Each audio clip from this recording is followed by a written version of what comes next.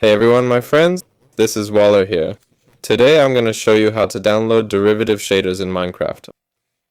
Open any browser and type in derivative shaders. Just generally head over to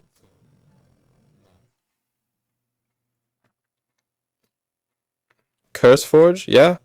Or you can visit Minecraft Inside or any site, really, to download it.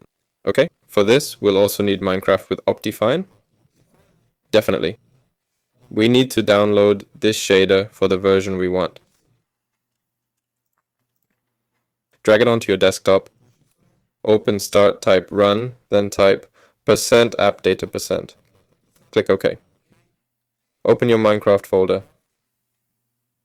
And here we need the shader packs folder. So drag it here. And now just launch Minecraft. Go into the Minecraft settings, click graphics settings, then shaders, and select the shaders you want. That's all. Waller was here with you. Bye everyone.